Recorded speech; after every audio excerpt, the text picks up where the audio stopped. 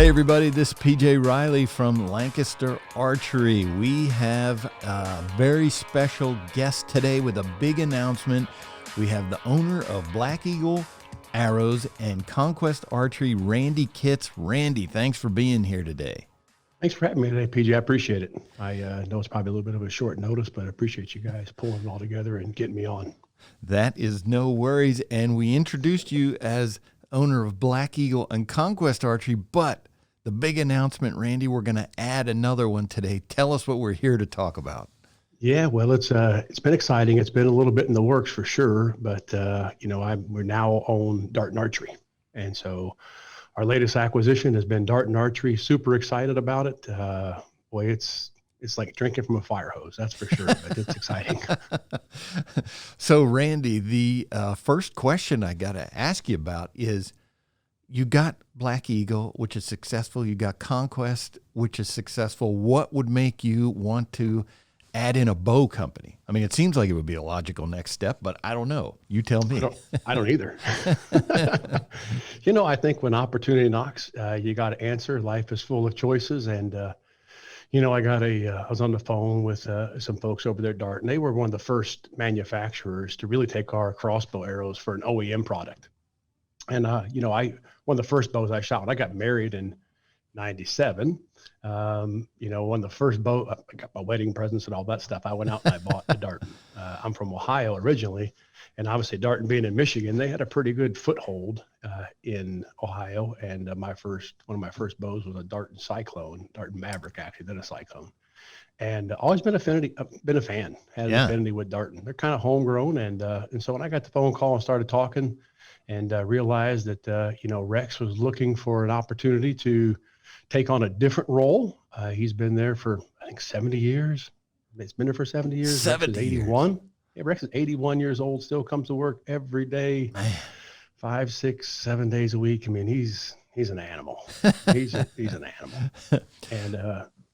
And so I thought, wow, what a unique opportunity. Went up to the folks, and his big thing was, wants to keep it with a single owner, homegrown. Wants to keep the employees there. I think our average tenure is probably 25, 30 years. No kidding. Nope. I mean, it's incredible, the loyalty that's there and the knowledge that's there. So, it was one of those things that, prayed about it, seek the Lord's advice, and it worked out. Well, so the knowledge you mentioned, the knowledge that's there, I don't know if people are aware, but a lot of the standard technology that's in compound bows came from Darton. I mean, they originated a lot of that technology. So much of it. I mean, I would say he's probably one of the first ones to make a crossbow. It's pretty neat. When I was there, I guess the time before last, we're going to have to create a museum. And that's about the best way to describe it, because he's got some bows. I mean, he's got bows that are like 3 or 4 ever made.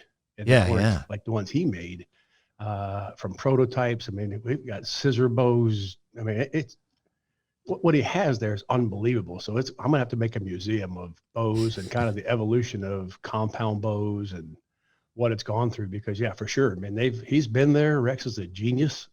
When it comes to cams and bow designs and limbs, holy smokes. Yeah. It's not going to find a smarter one in the industry. That's for sure. And so it was really a great opportunity to say, okay, we already have something that works. We have really, really, really good product. Now let's put it into our dealer network, where we have 1,400 dealers. We're in 50 countries, and let's just see how fast this thing can go, which is kind of scary. Yeah, that's what I was going to ask about. Is now, as we mentioned, Darton's been around for a long time. I would say they have been quiet in recent years. You don't see them as much as you used to back in the early 90s. I remember, you'd see Darton bows everywhere. We haven't seen them that much. Now, what do you see? What do you hope to do with that Darton brand and with their bows? What do you see as your goal for taking this into the future now? It's kind of funny. I was talking with one of our dealers, and he had some on his shelf.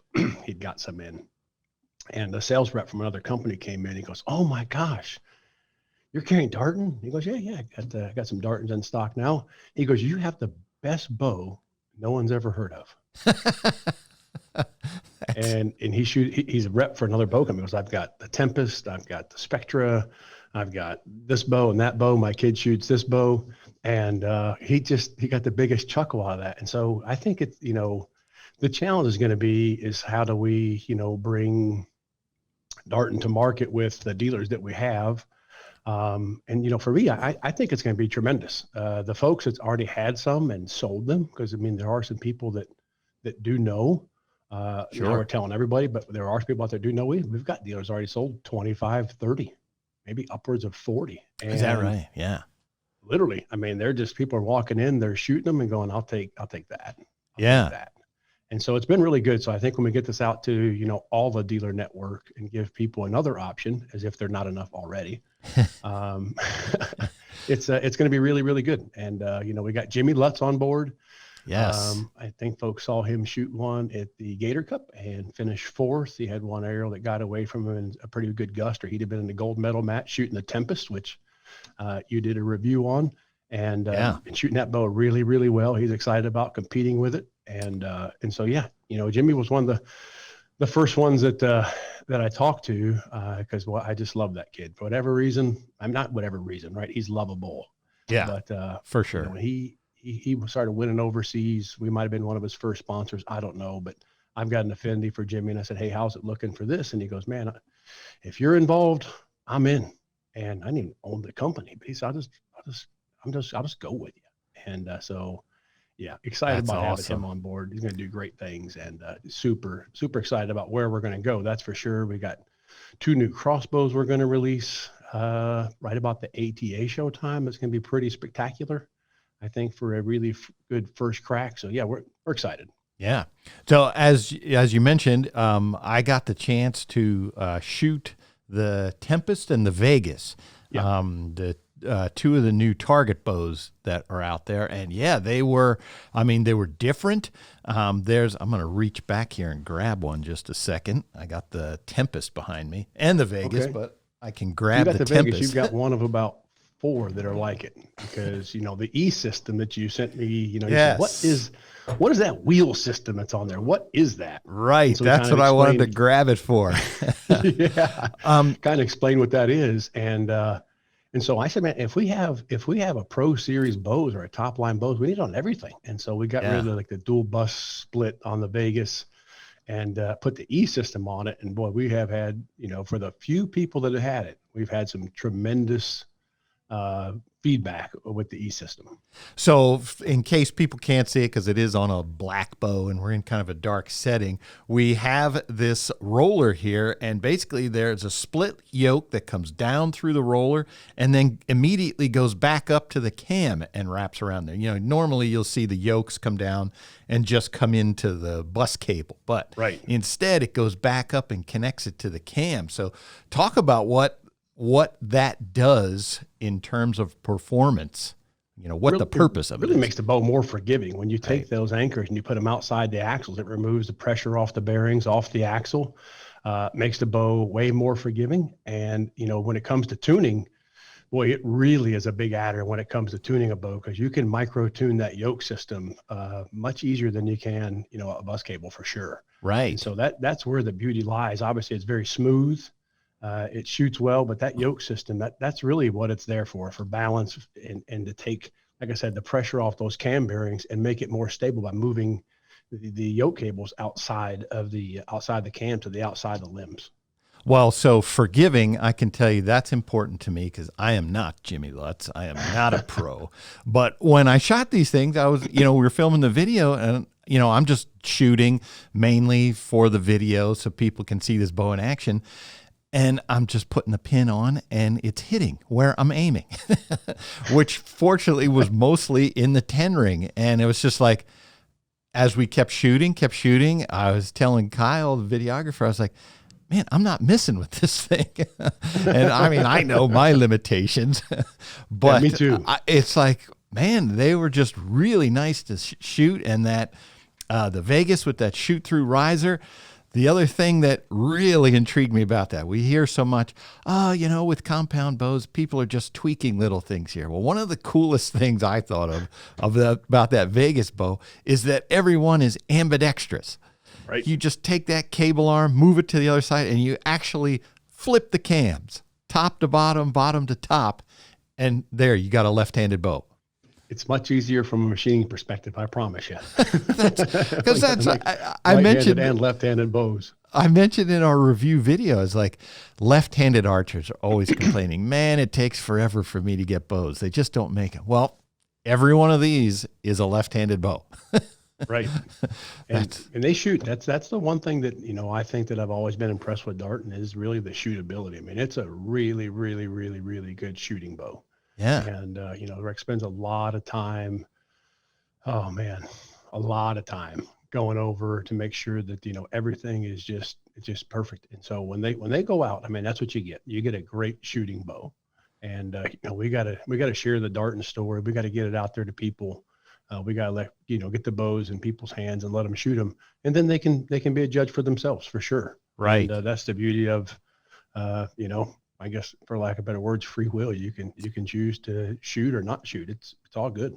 Well, and I'm guessing someone like Jimmy Lutz, he was, what year is it? He was 2019 World Champion. Yeah. Obviously he can shoot at a high level, but if something wasn't working for him, he's going to know it right away. And so for him to go out to Gator Cup, we saw him not long before that, and he was still shooting his other bow. So Correct. He obviously hadn't had a lot of time with it, and bang, he comes right out and places fourth. Yeah, he had, I'd say probably had 3 weeks because he went hunting for a week too. He took that same bow hunting. So, yeah, he didn't have a whole lot of time behind it. It may have been a little bit longer, but I don't think it was. I think it was 3 weeks, but great Indians too, right? I mean, Sure. We all like to tout that we have the best of the best of the best, but when you got pretty good Indians, it makes that a little bit easier for sure. And he's a pretty good Indian. So for the bows for Darton lineup this year, what's new besides the Tempest and the Vegas and the Target? Those are the two new bows. I'd say newly designed. I mean, the Tempest, We had the Tempest like XT. It had a standard yoke on it. Like, we're going to go with the E. If the E is what it is, then that's what we're going to go with. And then the Vegas, like I said, we had the Vegas T, which was the split bus cable with the cable guards on both sides. And it made it a little bit tricky to shoot through. Yeah. Still pretty good bow. I think Jimmy said he shot one in, it might have been 14 or 13. He showed me a picture off his Facebook page when he might have been 12. I don't know. He was pretty young. And he goes, look, I shot a 300 with this in Vegas, the first one I ever shot a 300 with. And so I'm like, we're going to put the E on that. And so that's what you have. And I think you may have one of 3 or 4 with the E system on it. Oh, gotcha. We did send a few out to some other pros to test. And, great feedback, but it just wasn't the right timing for me. Yeah. To bring on an army of people. And so we have those. We have the Spectra E. That's going to be, one of our top tier hunting bows. We still have the Maverick. We had a bow called the Demon, which is a great price point bow, but man, I'm not a Demon guy. I'm just not. I'm just not. I can't sell something called Demon. Yeah, I can understand it. But we didn't name it. We didn't name an Angel either, because I don't think you can sell something called Angel. I'm not sure you can sell something called Demon. So we just went back to the treasure troves of Darton's name and pulled out Cyclone. And so we're just going to rename that bow to Cyclone, because I wouldn't own a bow that said Demon. People do it, it's okay, but I just wouldn't. And it's kind of like our Zombie Slayer arrow, right? We get more people that call us and go, man, I don't believe in zombies. I don't either. Yeah, it's a cool name at the time. No need to change it. It works. Right. And so if you don't believe in zombies, it's okay. And so we got a fishing bow, and then we've got a Mentor with the E system on it for kids. It's a really, really good high-end youth bow for sure. Nice. And we have a regular Mentor. And then we've also got like I said, the 2 new crossbows. They're going to come out that are going to be pretty smoking. Right.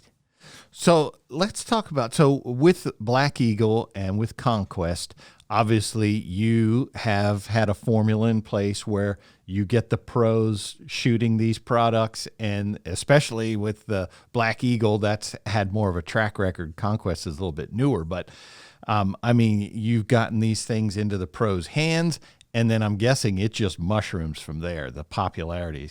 Black Eagle arrows, we see them everywhere. Now in Conquest, we're starting to see more and more and more.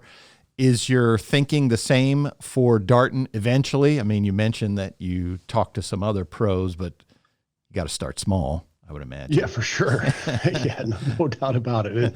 And bow contracts is I think everyone probably watching any type of archery podcast know that, when you're talking to professional athletes for their bow contracts, they're not really inexpensive. Right. And that, they get what they deserve. They get what they're worth. And it just wasn't the right time for us. I just didn't want to go out on a limb. And I honestly didn't even own the company, right? So some of this stuff I was just taking like, hey, if it doesn't work out, I'll just pay you from Black Eagle anyways. So yeah. And man, you can only commit to so many of those. And so, yeah, I think we'll get some pros, shooting our bows at some point in time. There's no doubt about it. Do they have to? No. But, we're also working on contingency because, with Conquest, with Black Eagle, we pay the same contingency to all pros. Right. We don't have a $600 pro winner, male open pro, and a $300 female open pro. Yeah. They each get 600. So when we bring out our contingency, it's got to be fair. And I don't know that we can do, a $15,000 or a $10,000 paycheck for all pros. Sure. And so that's also part of it. I don't want to overcommit and then get myself into trouble as other companies have in the past when it comes to contingency, because it sounds cool. And, I think in some cases people hedge their bets that no one's going to win with it.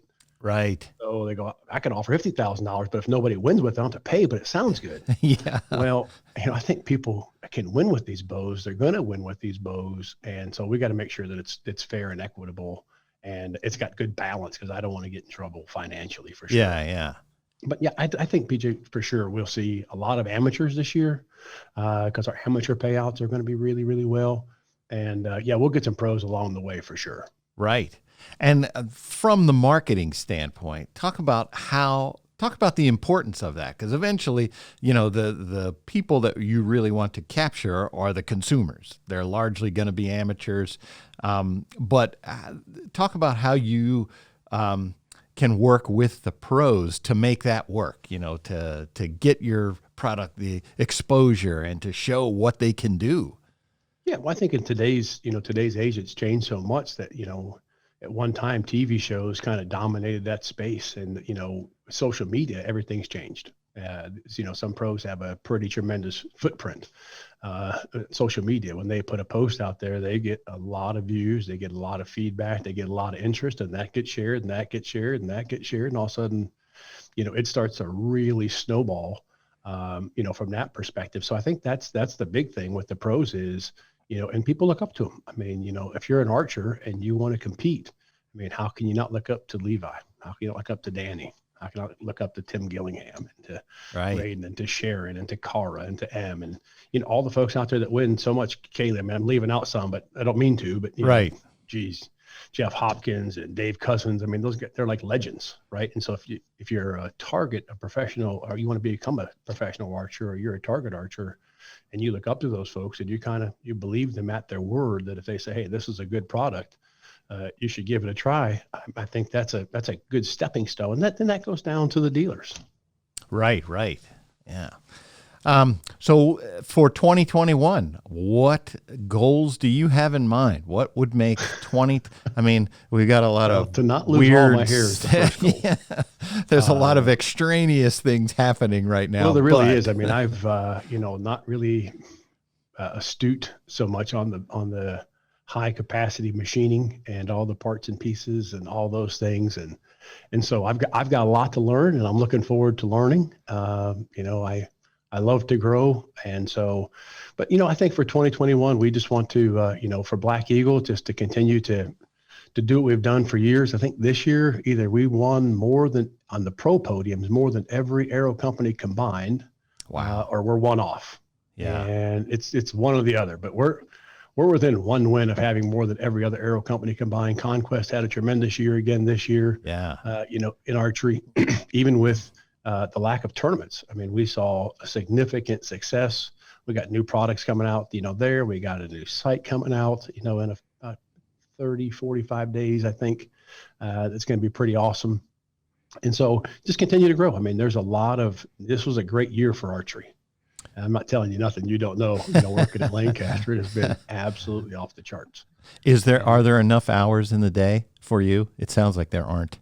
No, I'm back to working 7 days a week. I feel like I'm back at Lowe's again, but it's good. I've got a family to feed. I got, a daughter going to college, and, I've got a lot of employees now that depend on me. So I've got to stay sharp. I've got to work hard and make sure that I'm doing my part. And then on the Darton side, I think it's getting the name out there, getting the dealers to embrace something different, and try something different that they haven't tried before.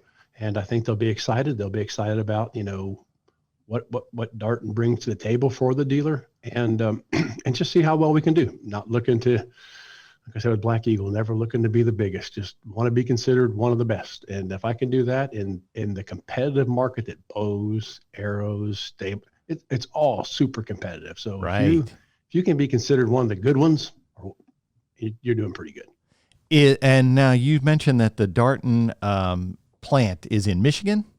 It is. It's in Hale, Michigan. Yep. Okay. If you've ever been there, you're not missing much. There's a Subway and a little diner. Perfect. That's about it. But it's. I think right now they said this morning they're getting 8 or 12 inches. It's like the tundra. Oh yeah, up that far. Summertime, it's beautiful because it's right next to Lake Huron. Yeah.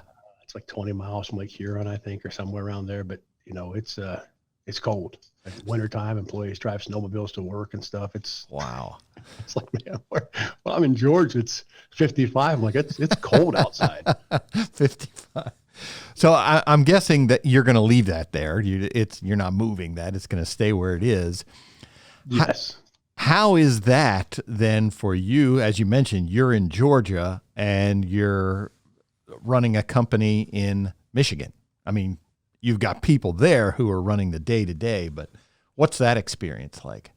It'll turn into a significant amount of Delta Sky miles. Gotcha. Sure.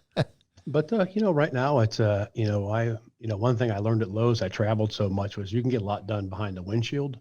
And so lately I just been taking some time for myself and driving there, and it's not bad. Okay. I mean, it's about a 12 and a half, 13-hour drive. It isn't the worst thing in the world. It's a pretty straight shot. But I can drive up there. I can get a lot done behind the window. I can, call friends that I haven't called in a while because, life is so busy. I can call family. I can call dealers. I can call people that, I need to call. And so actually for me, it's somewhat therapeutic. Nice. And, sitting behind a computer terminal and working on pricing or working on bill of materials or whips and routings and all these new things that are coming to me. I'm like, it's kind of a break. It's a good getaway. Yeah. Yeah. So you mentioned, I can talk to my wife, which is significant. I can actually talk to my wife. That's always a good thing. I drive home from work every night. The first person I call is my wife. I don't know why. I just like talking 100%. to her. So, now, you mentioned that you came from Lowe's. That was where you started out in the corporate world. How has it been coming into the archery industry? I mean, the archery industry totally different from the home improvement. What have you learned along the way? I'm sure there's been some bumps and bruises, but tell us about the differences and or similarities there. I think that the biggest difference is people. When I worked at Lowe's, we had, in our region, we had about 15,000 employees, roughly 15,000 employees, 137 stores, $4.2 or $4.7 billion was our budget. Wow. And so the difference for me has been, trying to operate with a much smaller team, a much smaller nucleus, and trying to put as much on my shoulders as possible versus, at Lowe's, I had plenty on my shoulders. Yeah. And you had a lot of people to delegate things to and to get things done. I think if anything, what it's given me is probably a better understanding for people. Because archery you have everything in archery. You have every shape, size. I mean, you've got people that risk everything to go out and start a business. And so I found myself being able to really help educate dealers on how to run a business, inventory turns, gross profit margin, things that they should be doing, things they shouldn't be doing. Sometimes they think I'm crazy. Like, I like to put a $10,000 order in. I go, for what? Well, it's what we do. It's dumb. It's not. I mean, if you do that kind of business, it's okay. I don't mean dumb. Dumb is not. You understand what I'm saying, Right? Yeah. You can do the same thing with $1,500 orders and change it as you go versus stocking your whole entire shelves for 6 months or a year and trying to talk to people like things like fall dang that we do in archery where dealers go out and they buy an entire year's product at once. I mean, just that can be bad juju. This year it worked out. Years prior to that, not so much. Right. And so I found myself really being able to help dealers from a business acumen and a business standpoint to get them out of debt, to help, get them into their dreams and help write some financing stuff for a few people. And it's been good dealing with the dealers. I miss human people, a lot of people, because, we have a very small team compared to, a Lowe's store have 180 people. Right. But you learn a lot about distribution, buying, marketing, but marketing's changed for Lowe's. It's changed for everybody. When I was at Lowe's, we spent $9 million calling, Charlotte Motor Speedway, Lowe's Motor Speedway. Ah, right. It was only $9 million. And then we went back and tried to negotiate. They're like, nah, the best we could do ever was like 5 or 4 or something. I'm like, and obviously Lowe's walked away, but today that's totally different. Wow. That's unbelievable. No. Have you pay a race car $30 million to drive a race car? You're like, it's a race car, which is cool. I like racing. Yeah. Been to several races, met Jimmy, met Jeff Gordon, met several of the racers, but 30 million's a lot. So you're saying we probably won't see a Darton raced car this year? Maybe probably wait till 22. No. I don't think we'll see a Darton race car. It'd be cool, but I don't know that that's in the cards in the foreseeable future. So the engineering side with the bows, I mean, that's totally different from arrows now and stabilizers. Is like, how much have you gotten into that with Rex about, what it takes to design and build these bows? I've gotten about that deep with him. I think he thinks I'm, I think at Lowe's, one of my key strength was always drive for results. If you talk to anybody, they're like, man, he just goes, and I just get things done. And a lot of times, we had to do things 2 and 3 times because we did them wrong the first 2. I'm a terrible planner. I'm an A executor. I'm not afraid to admit that. Yeah. And so when I, talking to Rex about things like, let's get this going. Because, well, you got to do this, you got to do this, you got to do that. Well, okay, we'll do it. But it shouldn't take a month. Well, it does take a month. No. It can't take a month. And, so trying to, I guess, work on some perspective on expectations on how fast things can be done. Because I really don't know. Right. I have no idea. And sometimes it'll take 2 months, and then a week, then a day later it's done. I'm like, what happened to 2 weeks? Yeah. It's like, well, it was a little quicker than I thought. I'm like, are you fooling me? You're like saying a month, it takes a week. Just trying to, I don't. So yeah, we're just trying to work our way through this engineering thing for sure, because what I think is simple, it's not simple, especially with bow. Right. Because you change one thing, it literally changes everything. Yeah. And so, yeah, let's got to learn. It's okay. And, I'm sure our scrap bin, because of me, will, the recycled aluminum will be, significant. Our income from recycled aluminum will be significantly more this year. It's okay. Yeah. As you looked at this idea, I mean, you mentioned that you prayed about it a lot. This had, you tell me, when you looked at this, did it seem like this was a much bigger hurdle than Black Eagle arrows or Conquest, or did you just look at it in the same vein as those two? Much bigger, because, started Black Eagle in my basement. And, I did that while I worked at Lowe's. And so, everything we started at Black Eagle, we started from, I think Darton, I believe will be easier because of the dealers that we have and the relationships that we have. People trust us. We brought out Conquest. We thought, well, how's this going to work? So it's going to work great because people trust us. Yeah. They trust us for quality. They trust us for our team. And so I don't foresee a problem, and there wasn't. But I think there's definitely there was some trepidation on, man, there's great bows out there. Man, there is great bows out there. There really is. Right. And so how do you get into that lineup? How do you get that going to people? So yeah, it's totally different because they've been around for so long. And as the one sales rep said, the best bow company no one's ever heard of. Yeah. And so like, oof, okay, so how do we take this to market? But the Lord's blessed us with a pretty big platform, through Lancaster and our distribution network and social media, that, when we put it out there, a lot of people will see it quick. And so that part's easier than, the really hard part is how do we live up to expectations? How do we go from making X amount of bows a week to exponentially bows per week? Because, we're just not used to that kind of production. And so we'll have growing pains. I mean, there is no doubt about it. I'm sure there'll come a time very shortly when, they're going to want to beat me in the head with a tack hammer, and I'll probably want to beat them in the head with a tack hammer. But it's, but those are going to be part of it because, while it's not new, it's going to be new. Yeah. Yeah, exactly. And one of the things that we always hear when I do our bow reviews for Lancaster Archery is people are like, oh, you say that all of these bows are good. And what I want to tell people is like these top end bows, there are no bad ones. So like you mentioned, there are a lot of good bows out there. That doesn't mean there can't be more good bows out there like Darton. It's just a matter of getting them into people's hands so they can shoot them.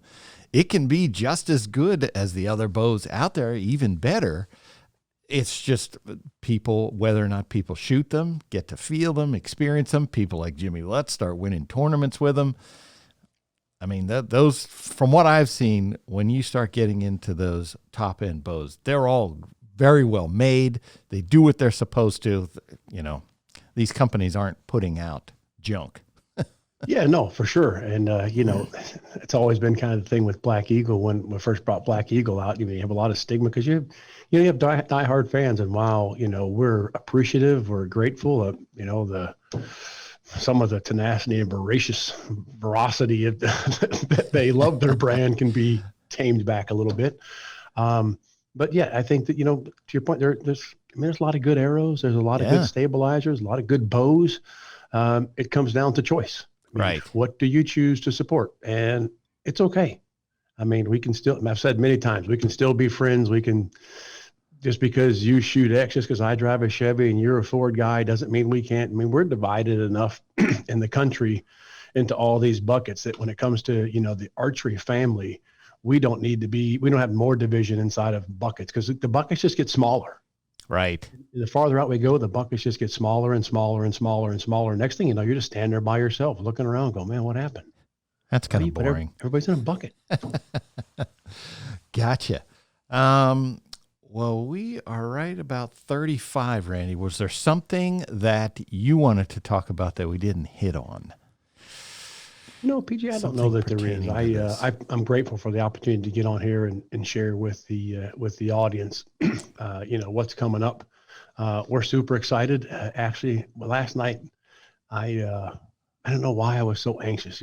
Ephesians says be anxious for nothing. And Danny was going not last year, the year before, for shoot of the year, for the classic championship. And he doesn't get rattled much. And I just texted him. I think it's Ephesians chapter 4 says, be anxious for nothing. But last night I was anxious. And I don't know why. I was going to say, does this, you think now you're telling the world, now it's real? Yeah, that's probably a big part of it because, we have a lot of friends out there.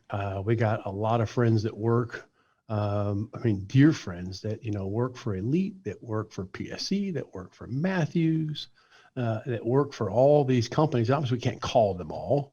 Right. I'll probably work today on some of that, but it shouldn't be. To me, I don't want to lose friendships over it, which would be crazy. But if you did, I guess it wasn't really a friendship anyways, right? Yeah.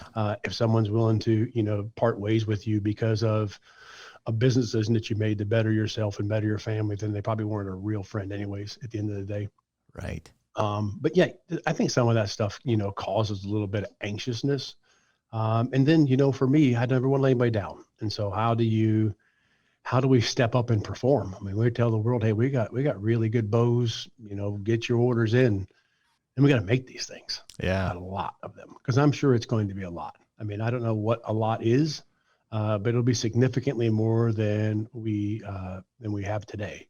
And and so, yeah, that causes me anxiety, because I know what I have. I know how the distribution network works with Black Eagle and with Conquest, because I put it together. I know all the suppliers, the vendors. And so I know what to expect. Although, this COVID situation, gives you some unexpected results sometimes, Yep. With freight companies and all. And I'm sure you guys experience it there too. I don't know enough about the manufacturing side to know. And that part has always been a little bit of, it causes me trepidation. Did when I was, in a prior life too. When people say, hey, can you talk about this? You're like, I don't really know. So you get nervous. Yeah. Versus things that you're comfortable with talking about. And so, yeah, I think some of that anxiety is like, man, it's about to get real. It's I can certainly imagine that. That's what I would think of, that it's like, okay, once you tell people, now it's real. But at the same time, with the anxiousness, I got to think that for someone like you, there's also some excitement in that as well. Some of that is positive energy that, like, hey, let's see what we can do. Oh, yeah, no, it's not negative at all. Like I said, the friend thing kind of, that wasn't keeping me up last night. What kept me up last night was, okay, so we announced this, and dealers, because it's kind of fun. So I made a mistake over the weekend, and this will come out tomorrow anyway, so it's okay. But I was loading the accounts receivables into our system, and as I was doing it, this was 23rd, day before Christmas Eve. And I'm loading the accounts receivables into our system, and I didn't know. But when I put them in the system, it was sending the invoices to the customer. And our NetSuite that we use, on the subject line, it says, Black Eagle Arrows Darton invoice. And people were starting to call Darton going, hey, what is this? What is this? I sent an email out, and it was not a lie. It just was a little bit of omission of truth. Hey, sorry. That sent you an email, trying to help put a new system in for Darton Archery. All of that true. And sorry to fill up your email box, day before Christmas. And so I thought I did a pretty good job with my cover 2 defense.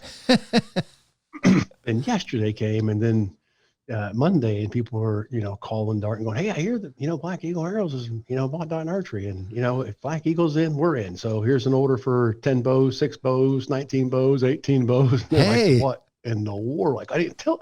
Happy mistake. It was a mistake. Sorry. And so then I thought, well, we got to announce it today then. And I just thought, Randy, just don't be anxious. Just be still. For goodness sakes, just be still. You shouldn't have been working that late anyways. That's great. And so, yeah, so that kind of started a little bit of a snowball, but I'm excited. I'm excited about the opportunities. I'm excited about what the future brings, for all of it. Because, now we've got, with 3 companies, we've become pretty powerful. We're going to give some great offerings to our dealers through all 3 companies that I think they'll be excited about. And so, yeah, it's all excitement. That's awesome. Well, we are certainly excited to ride this ride with you with Lancaster Archery and through Competition Archery Media. I mean, just our experiences with you, Randy, as a person and your companies over the years, we're certainly excited to be able to announce this with you and to be a part of it, as I'm sure we will. Well, I'm grateful for the support that Lancaster has been. I mean, one of the first, I would think, obviously the first major distributor that came on board with us was Lancaster, dealer, distributor. And, and Rob and I have, we've got a pretty good friendship bond. And, I talked to Rob some time ago about this. He's like, man, if you're in, I'm in. I thought, wow. Well, man, what a good man. And that really gave me courage. I'll be honest with you. Nice. Got that. Well, I mean, he's not used to failing. I'm not used to failing. And, if he thinks it's a good thing and, I believe it's a great thing, then, we'll make great things happen. But you guys have always been a big supporter of both our companies, and, praying that we'll continue with the third, and, we'll see what else the future brings. Right now, my cup runneth over. And so I don't see a fourth anytime soon, but who knows? Gotcha. All right, Randy, we certainly appreciate you joining us today here at Lancaster Archery Supply. We are thrilled to be able to share this news with the world.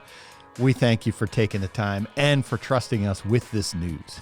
Of course. I mean, you guys, like I said, you guys have been great to us over the years, and appreciate the platform to share. We're really excited about 2021 and what the Lord has for us. And, 2020 was a great year.